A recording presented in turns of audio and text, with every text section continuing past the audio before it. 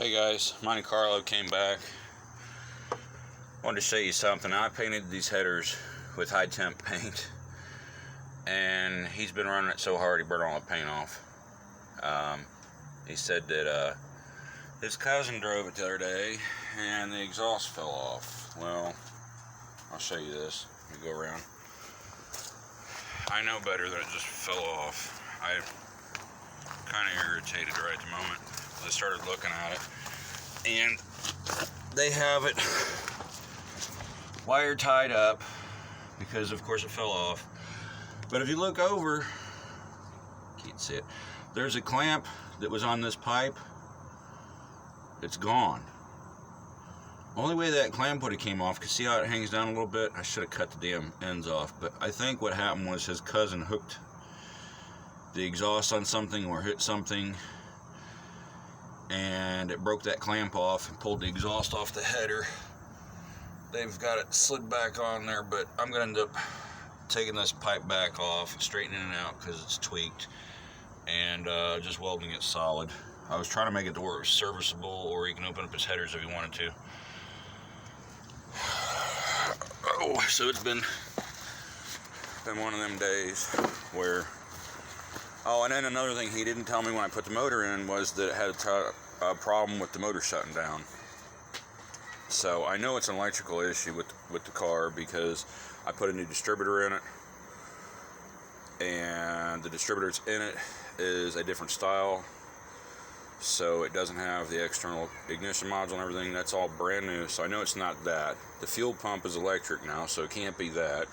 So I think he's got an ignition issue, wiring harness short, something. So I'm going to end up putting that damn ignition on a toggle switch.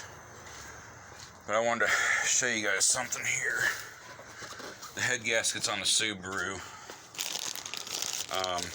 both sides were blown. I got the heads out at the machine shop, but you can see it's burnt on that one there and there.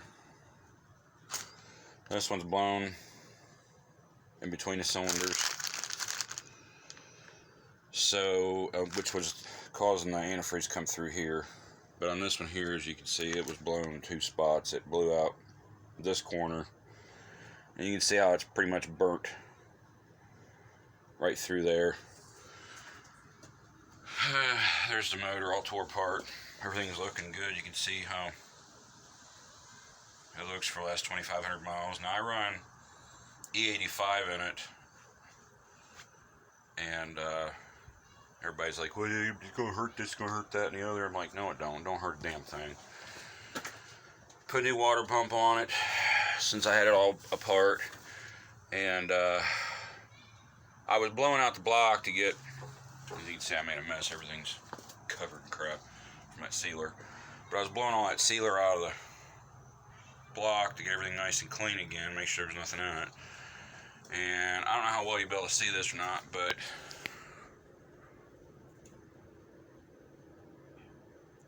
I got some in my eye, and now my eye is infected.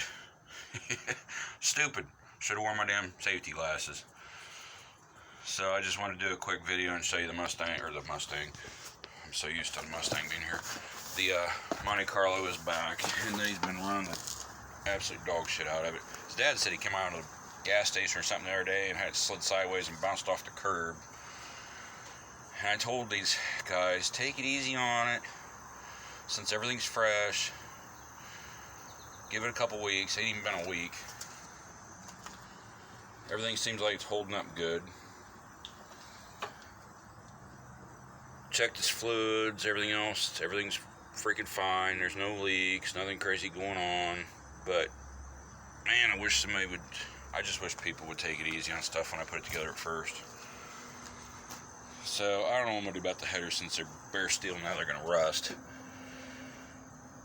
I think I'm gonna mask everything off and possibly shoot it with a 1500 degree paint and see if that holds up. But the paint that I put on there was good, supposed to be good for 500 degrees, which I figured, they run close to that. I don't think it'll burn the paint off. But when you're flat footing, oh yeah, and the kick down cable TV cable for the transmission. I've got to adjust it. I may have to get a kit for it. We'll see. I'm going to try adjusting it. It doesn't kick down a gear like it should when it's under full throttle. So I'll take care of that.